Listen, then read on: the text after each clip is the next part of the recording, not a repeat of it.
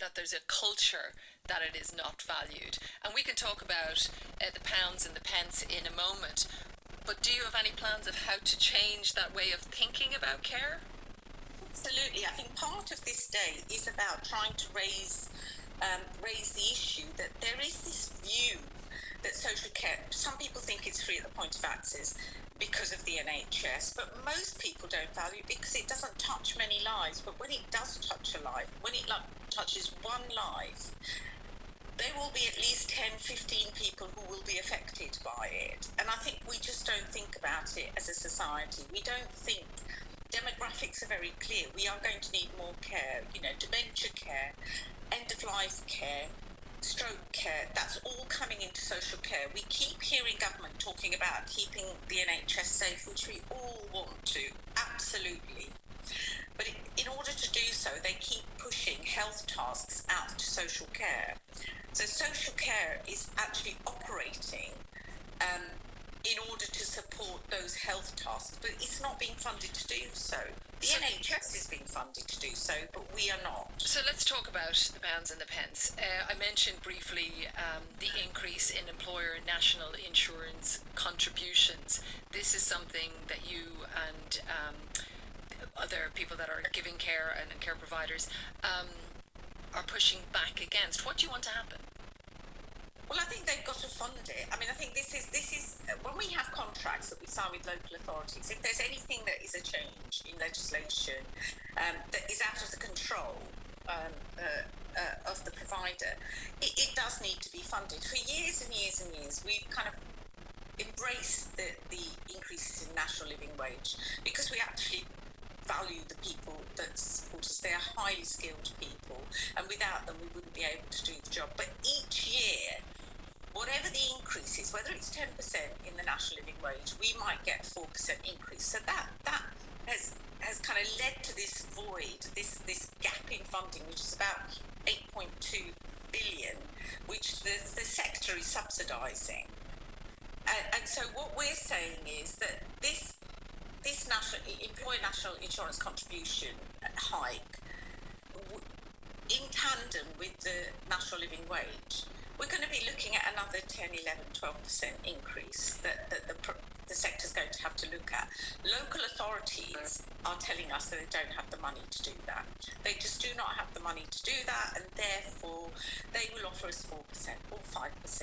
So the sector, again, will be having to subsidise it. For small and medium-sized providers, where an average fee is about £700, that is around £4 an hour that we are paid in order to look after people with high-level complex healthcare needs.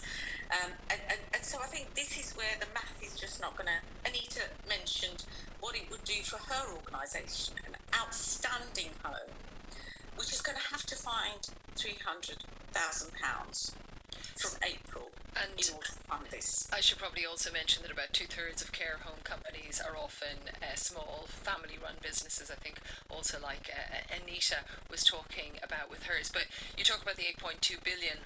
A Department of Health and Social Care spokesperson did give us this statement this morning. They say we inherited significant challenges facing social care and have taken immediate action, including a 3.7 billion funding boost. 15,000 new installations to help disabled people live safely and independently in their own homes, and a 2,300 increase to carers allowance.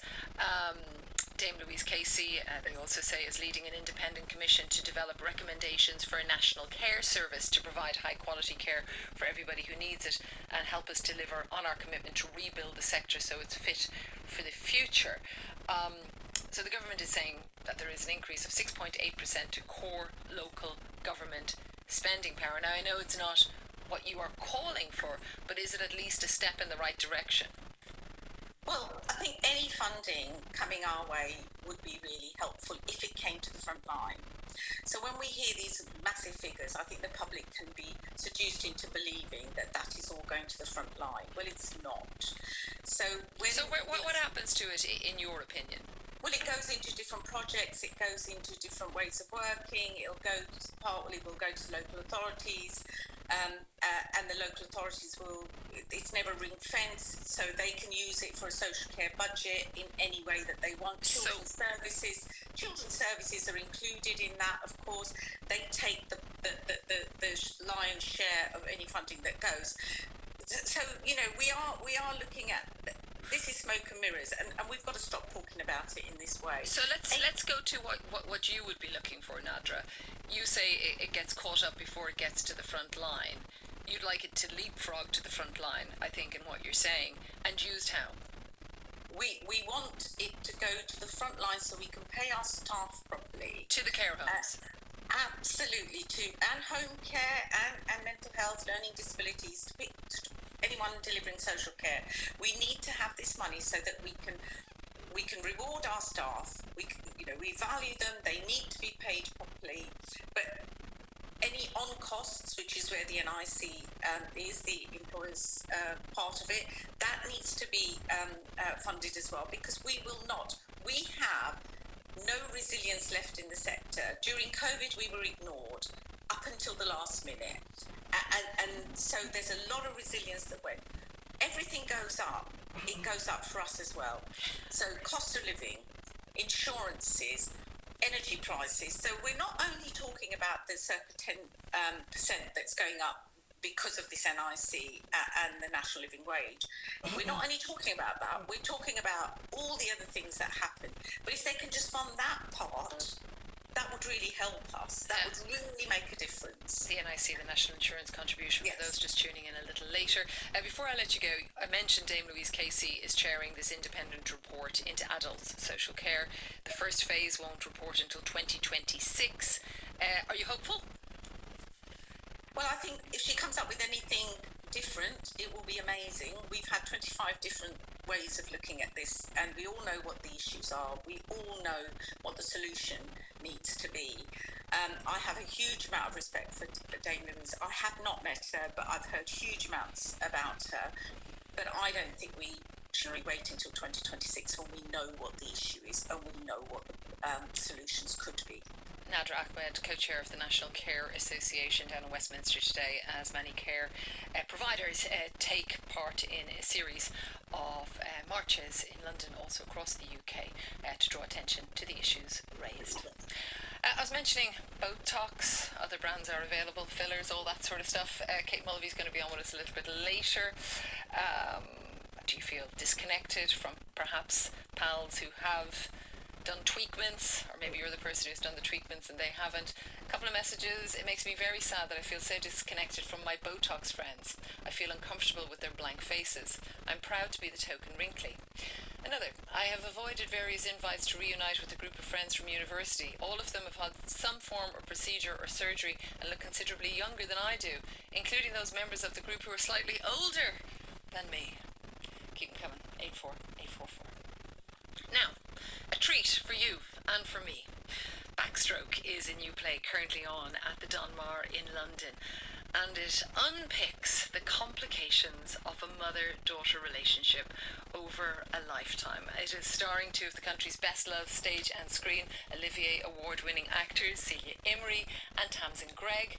Joining me this morning in studio, welcome to Woman's Hour. Hello, morning. Lovely to have both of you in. Wonderful to watch you on stage. I was singing the praises just before we came on air of this exquisite production that I think will hit home with so many people, not least the interaction between the two of you. But I was wondering when you first met, and from what I've seen so far, was it, am I right on this, 2014 filming of the second best exotic Marigold Hotel? Exactly. And I wish we'd had scenes together. But I had the great joy of meeting Tamsin's family, her children around the swimming pool. But that's all. Tamsin laughs. Were your children being naughty? I mean, they were really well behaved. I was really proud of them. But Celia has a twinkle, as you can see. Yes, I can. So, if there was and so do you, Tamsin. Well, exactly. So she's not so alone. If there was twinkliness, it came from her. So you also had Judi Dench, Maggie Smith and Penelope Wilton on that set. Quiet affair? Oh no, oh no. But it was the treat of all time to be in India. I mean, and such a cast of Dream, and also second helpings, because we met on the second Best Exotic. No, it was Dream. Dream, well, you're back in another, I suppose, dreamlike actually is one way I would describe Backstroke. Let's talk a little bit. It is, after I came out from the play, I wrote down about 25 things that that resonated with me from it, and I think will with many listeners. And it could be from aging, empty nest, pregnancy, miscarriage, abortion, body image, familial expectations. I mean, I'm just throwing out a few that come to my mind as I sit in front of you. It's really what a life is also, and what the relationship, motherhood and daughterhood, if that's even a word. Let's talk about Bo. You are the daughter, Tamsin. Even though only 14 years age difference between Tamsin and Celia. In real life. I mean, she looks like my daughter, so come on. We don't care. Bo is from the sandwich generation, as it's often called. Caring responsibilities, interesting actually, following on from our conversation we just had with Nadra, caring responsibilities for her mother and also for her child. Tell me a little bit about what it was like to play her. Well, we are playing and we carry on until April 12th, so we're sort of bang smack in the middle of it. It's, I've heard it called the middle squeeze, so that that middle part of your life where you have extraordinary responsibilities on both sides. Wherever you look, there's a desperate need and a profound willingness within the heart of those people who are juggling different age spans and needs.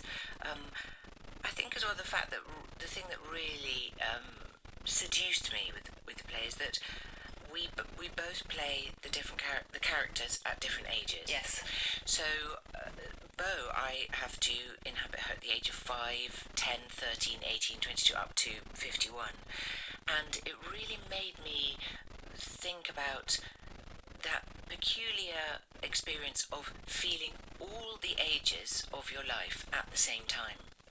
And that there are some people who deliver a 5-year-old in a grown-up's body and can be therefore very playful and charming, but can also be a massive pain in the bum. So it's how you playfully engage with what you know and what you don't know of yourself at certain ages. And you can get a 5-year-old who is really in tune and knows about the world, and then you get someone who's in their 70s who is more childlike than the. And so perhaps you're talking about Beth there, your mother, in it, played by Celia. What a character! How would we describe her? Childlike at times, fierce, a fierce matriarch at other times. What was it like to play her? Well, I got to the stage where I kept being sent parts where I was in a wheelchair, dying, having Alzheimer's. How did that feel? Well, rather depressing. And I thought, hold on a second. Yes. I don't want quite to be buried yet. I want to hang on to a bit of glamour. Why not? Well, I saw you at the BAFTAs, and we can get to that in a moment. But No, but the thing is, first of all, Anna McNamara, our brilliant director and playwright, sold it to me by saying it was a love letter to her mother, which I thought was a wonderful way of putting it. And then when I read it, and I realised, yes, I was going to die and have Alzheimer's, but I could also jump out of bed and be 26. And so that was the thing that clinched it. and even on the deathbed, there is fierce vitality within that character. There's so much movement in it, Celia, which I was struck with the character of Beth. As you moved across the stage, even the arched foot, I was like, that looks like a dancer's foot. I thought, very graceful movement. And then I was reading last night, you did want to be a ballet dancer at one point. Oh, Lord, yes. I wanted to be a prima ballerina and marry Rudolf Nureyev. Unfortunately, I was too big and he was too gay, but it doesn't matter. But I have, funnily enough, because I sign up for anything to do with Rudolf Nureyev, I have... Still?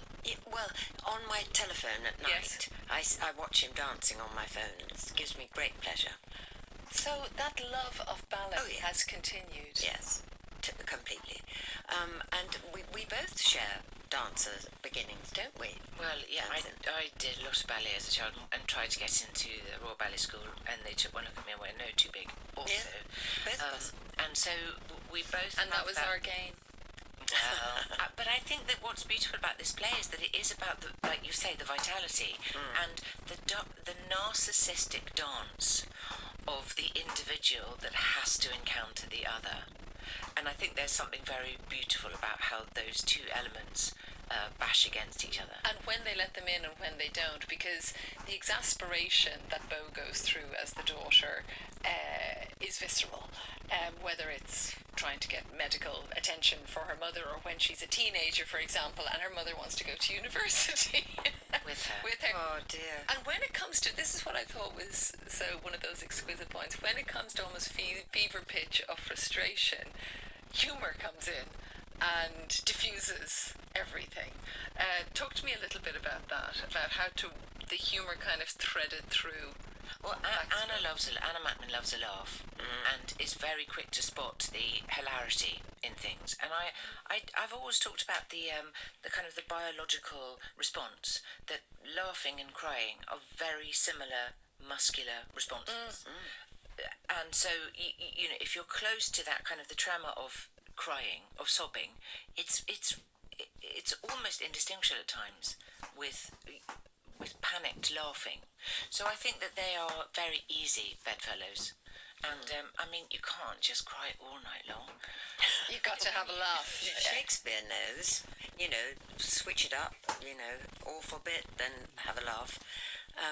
But it struck me very much because a lot of the audience will possibly have gone through losing their mother or having lost their mother, and it struck me very much that I personally wish that I hadn't lost my temper with my mother, maybe once, twice. I wish I could have those days back, you know, when she was being cantankerous or something, and she wasn't, she was wonderful.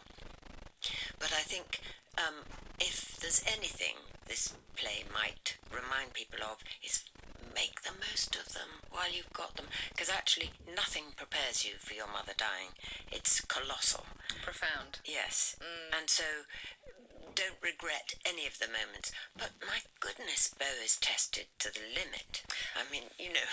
And is the mother in some ways, which I think some of our listeners may also identify, when the daughter has to mother the mother. One of the very moving scenes, there are many, is it a spoiler alert if I talk about a funeral I scene? wonder. But a list of small but oh so significant things that her mother taught her. The one that really stayed with me afterward is the very best way to eat an orange, but also how to knit, darn, crochet. I wonder, Celia, as you talk about your mother, is there one thing that comes to the mind as Bo is reading out this list about your own experience? My favourite bit of the list, and remember I'm dead Yes. at the time, but I listened to it very carefully and very moved by it. But I think it's the moment when and I can't remember the wording, Tamsin would be able to tell me, about being perpetually late, but then the room being enchanted The eventual by your entrance. eventual entrance. I mean, Well done. that- You remembered that beautifully. I don't remember it because I've got it written down in the speech at the funeral. that's my favourite. Yes, My favourite. you know, it's something I aspire to.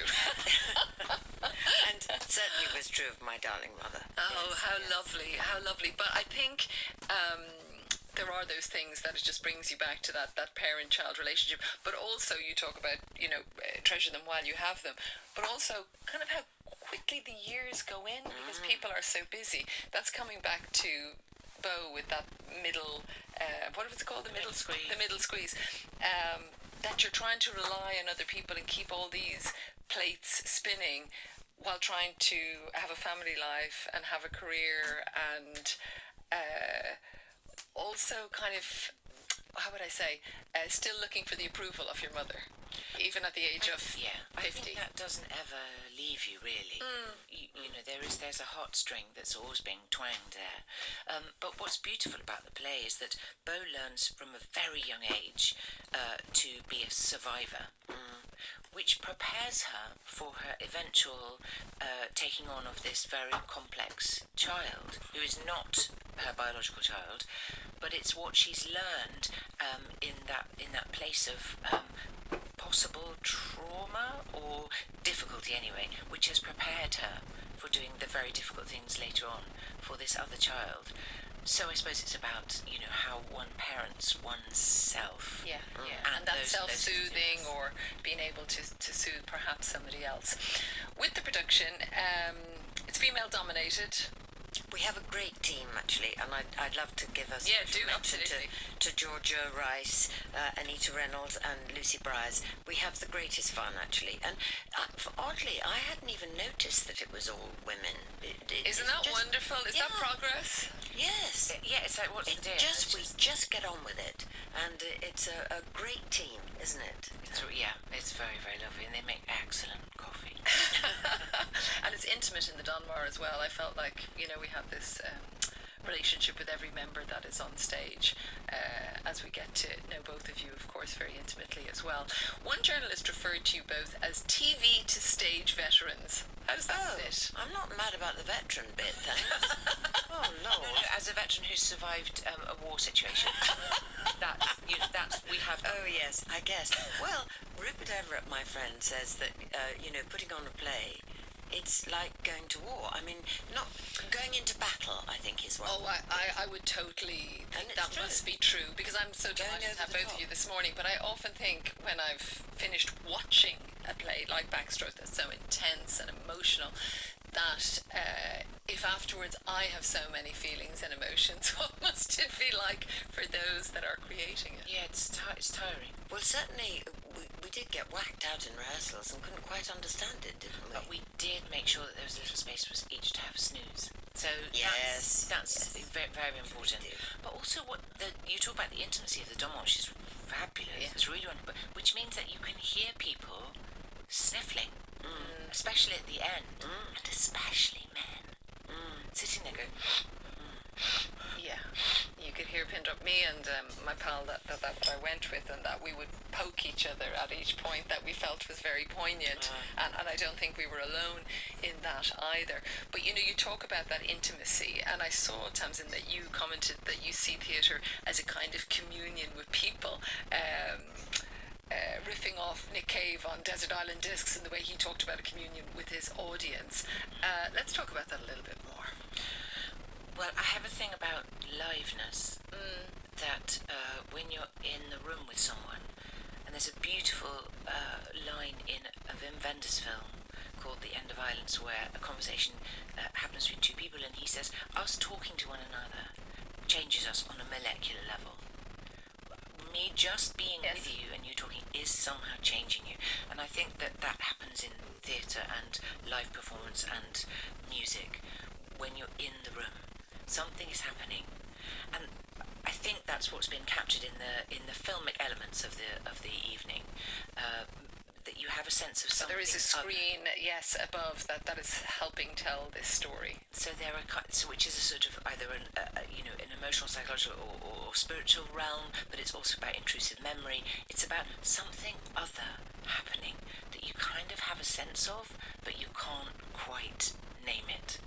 And you shouldn't ever. There shouldn't be a name for it, I think. Yeah, Sometimes it's too magical, yeah. I think. Which brings me back to that dream Yes. aspect as well. Speaking of audiences, Tamsin, I heard some of your ambitions are to be on Broadway and let your face be the age that it is. Well, the beautiful thing about theatre is that you're generally about 200 feet away from people, so you can be any age. But I'm kind of struck by it, particularly perhaps because we're having this conversation a little later with Kate Mulvey, and lots of people are getting in touch actually about their faces and fillers and all that. But there's probably less pressure in theatre to... Really? I don't know, I'm not an actor. Well, the distance does help you get away with a lot. Not in the John, Mum. No, that's true. We're lumbered, aren't we? They really are. They can really lean in and go, wow. Yeah. They're really. Oh, look at those lines. Yeah. We had a lovely thing that I wanted to say, that in the rehearsal, Anna, our brilliant director and playwright, suggested us bringing photographs of our mothers in to the rehearsal room, and actually they're outside our dressing room door, which is rather wonderful. All our mums are on the wall. That's a lovely So they're tribute. sort of in the air with Yes, us. and I mean, even thinking about them, I'm sure just must bring so much to the role as well.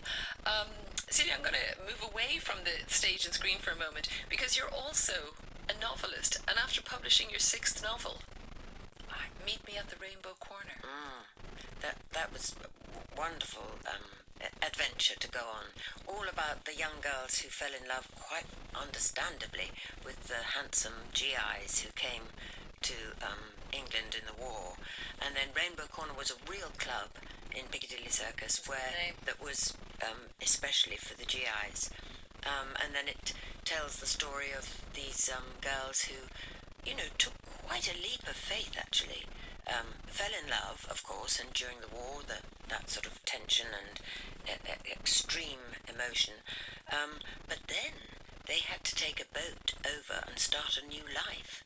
Sometimes it worked out, sometimes it didn't. They had to say goodbye to their mothers and fathers at Waterloo Station. That was it. May not see them again.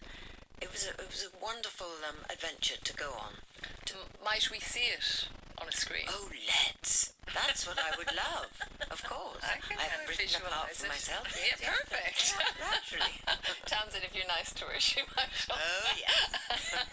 But I do know, of course, there's this Bridget Jones that is continuing on. Lots of people talking about that, where you were there again. Loved seeing you singing at the BAFTAs with David Tennant. I know. Wasn't it marvellous? Wasn't he marvellous He was to get fantastic. that going? He did. So, if people don't know, was the Proclaimers, I'm going to be, the 500 miles, and he got. And Celia was right there, though. You were right in. Some people were a bit slow on the uptake, let's be honest. You have to jump in, don't you? Yes, Him totally. in his kilt. Fantastic. He looked great. Wonderful. And you, Tamsin, you were here before for the Deep Blue Sea in Bath, also amazing. But it's coming in London.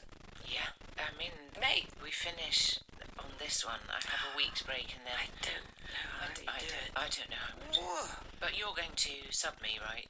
Yeah. Yeah. So she'll go on when I'm feeling a bit tired. Wonderful to have both of you in.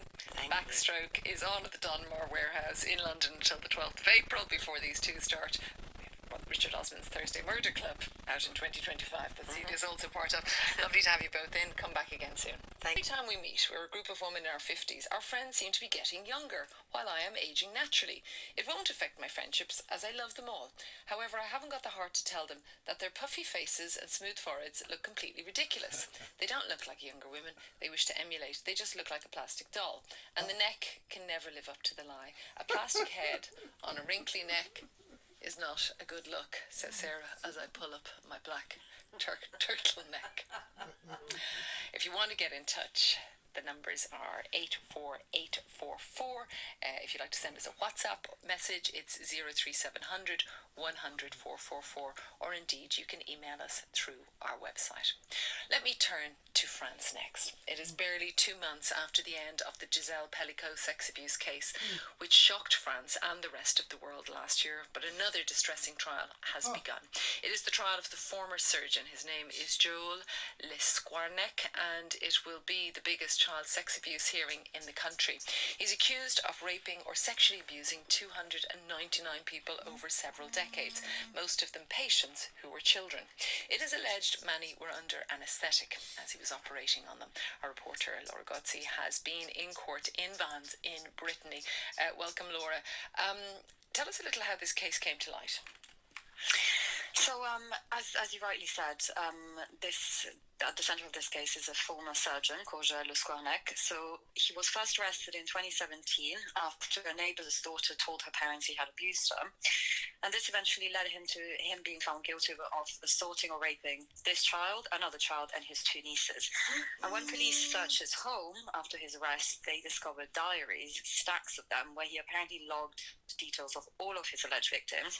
So as you said, mostly patients of his, throughout the decades. And that's how they got all the names, and that's how the cases came to light. So the case opened yesterday. You were in the court. How would you describe the atmosphere? Because as I mentioned, it comes at this particular moment in, you know, France's history, basically, with these huge cases.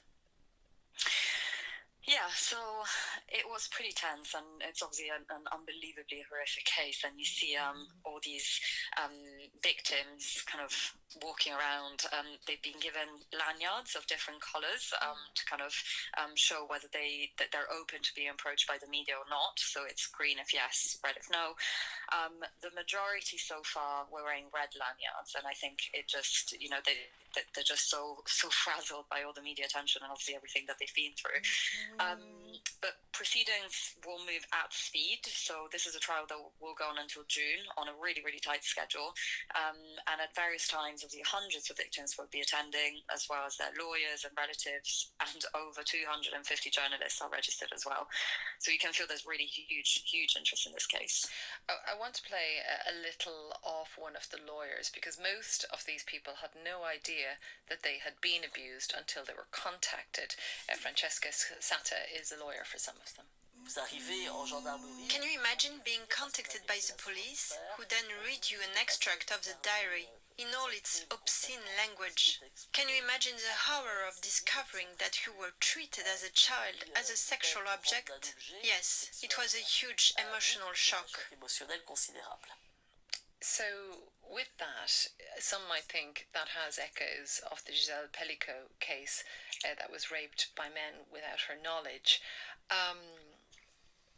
Is it something that people are talking about in the sense of what it is doing to the French psyche, for example, having these two cases so close to one another? Yes, you're not the first to draw parallels really between the two cases. Of course, they're so different. Sure. So I'm not sure the impact is easy to quantify at this stage, but I do know that this woman I spoke to yesterday, she was just a member of the public who was queuing to get into basically the overflow room where the proceedings are shown on a screen. And I asked her why she'd come, and she said, well, I want to see this everyman. And this is, of course, what people used to say in the Pellicot trial as well, isn't it? Who are these everymen? Starting from him, Dominique Pellicot, the main guy, but also the 50 men who went to rape his wife. So maybe there is a new consciousness that one can be a family man, as in the case of Dominique Pellicot, or a respected middle-class surgeon, as in the case of Joël Le Squarnec, and still commit unspeakable acts. Yes, I think that aspect of them not knowing some of his alleged victims until they were told by the police is such a shocking detail. Another is he was initially charged with 349 counts, as I understand it, Laura. There has been one trial already, because we're talking about 299 for this particular one. Yes, so actually the first trial was back in between 2017 and 2020, and that's the one I mentioned earlier for the rape of his two nieces and two other children. The number of cases you're referring to is actually basically it's the number of victims that police were able to track down, but some of them actually date to before 1985, and so due to the statute of limitations, they won't be able to take part in this case. But yes, this goes to show that there's actually more victims than even the 299 that appear in this case. Laura Guzzi, thanks very much. We will continue following this case. She's been in the court in Vannes in Brittany. Lots of you getting in touch. I will get to some of your messages a little bit later, but first I want to turn to the soul singer Roberta Flack. It was announced yesterday that she has died at the age of 88. You might know her for her hits The First Time Ever I Saw Your Face and Killing Me Softly with his song. Her recording career began after she was discovered singing in a jazz club by the musician Les McCann, who later wrote that her voice touched, tapped, trapped and kicked every emotion that he had ever known. But she didn't have her first hit until she was actually in her 30s. Well, to discuss her voice, her career and her impact, I was joined by the freelance music journalist Stevie Chick, who's written an obituary for Roberta Flack in today's Guardian, and I asked him if he was a fan. I was a huge fan, yeah. Big fan. Why? She's just a remarkable figure, really. I think there's a tendency, especially in black music, to imagine that there's one way of doing things. And so black soul singer should sound like, say, Aretha Franklin. And one of the remarkable things about Roberta Flack is she just took her own path, and she had a really interesting background, and she drew on these different influences, and each of these records is really remarkable and bold. A debut record was just really ambitious and did things that you wouldn't expect an artist to do on their first record. She's covering Leonard Cohen.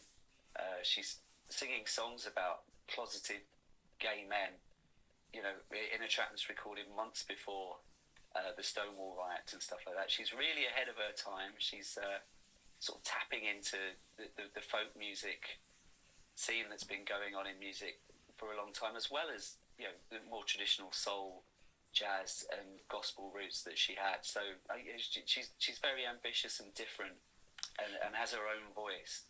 But it is principally that voice as well. And her background, tell us a little bit, because in many of the obituaries they don't just say soul singer, which some might, but that she was a pianist as well, that she was a musician. She was a marvelous pianist, and in fact that's where she saw her future when she was. I mean, she was a real child prodigy. She got a scholarship to Howard University in DC when she was 15 to study piano. She used to accompany the choir in her own church back when she was growing up in Virginia, and she saw herself as being a pianist. But then when she was at Howard, there was a freshman talent show, and she was supposed to accompany a young singer there, and the singer got cold feet, so she sang the song herself, an old 40s pop song by Henry Nemo, and she won the competition. And it was like she just suddenly was like, oh, actually, I am also a very good singer. And indeed she ended up switching her major to singing rather than piano playing, and even directed production of Aida. So she was definitely 100% able to go in any direction she decided to take. But didn't have her first hit until she was in her 30s. What happened in the intervening years?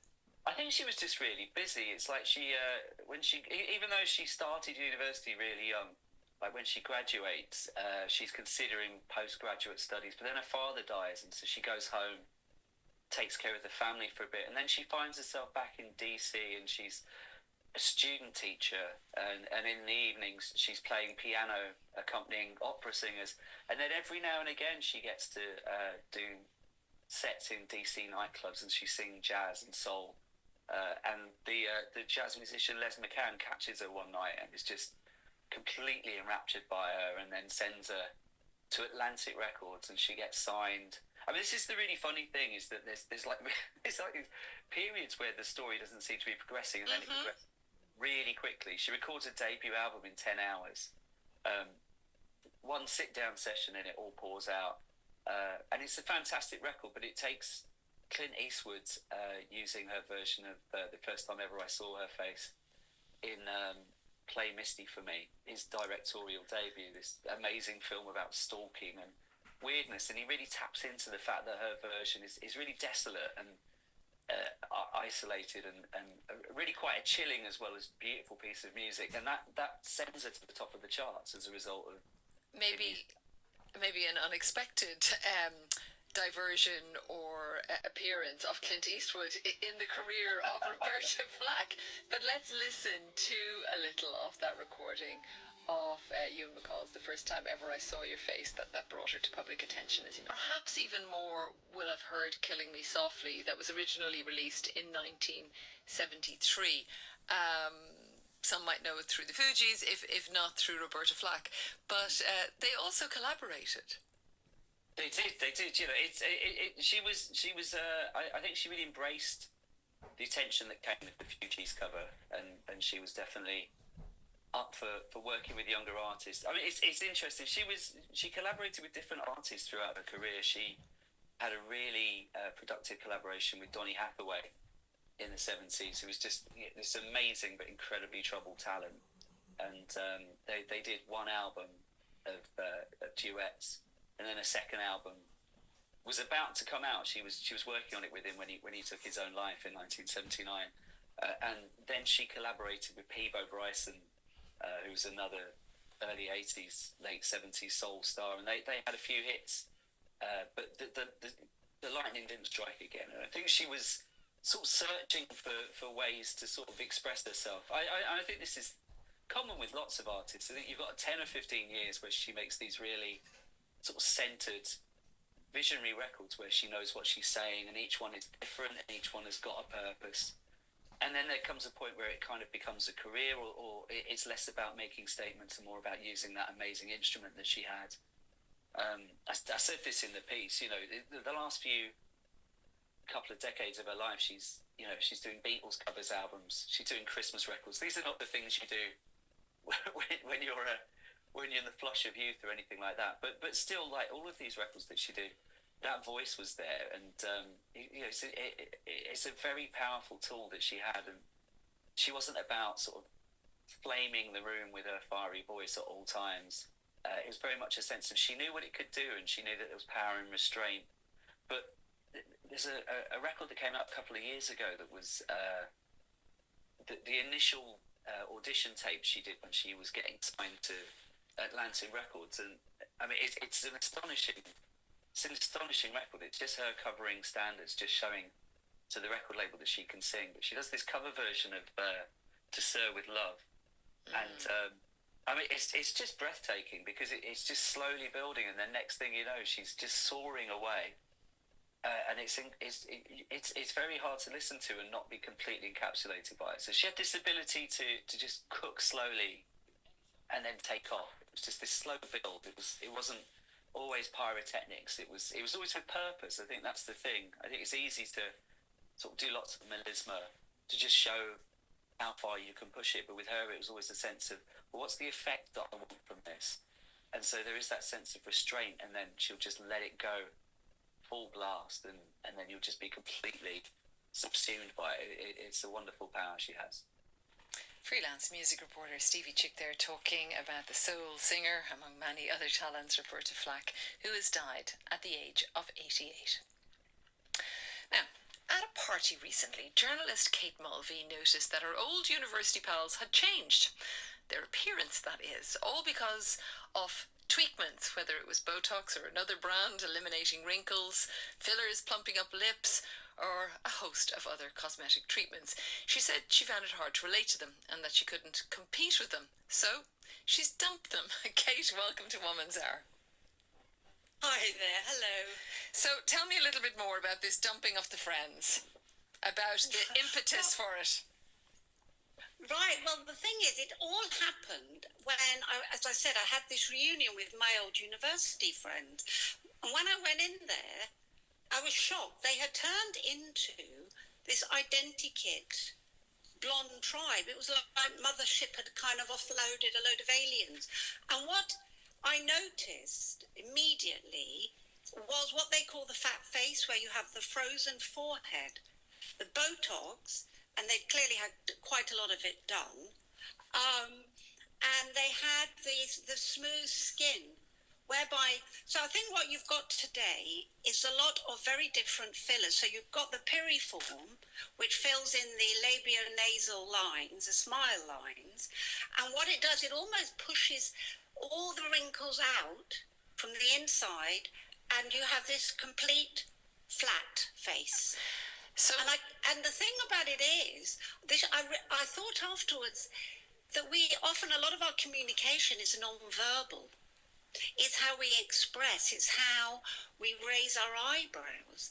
And I think that on a subliminal level, I couldn't relate to them, and I felt inside myself a kind of wave of panic because they weren't who I thought that they were. Now, it sounds extreme, but if you're looking at someone and you're not getting that expression back, it's empty.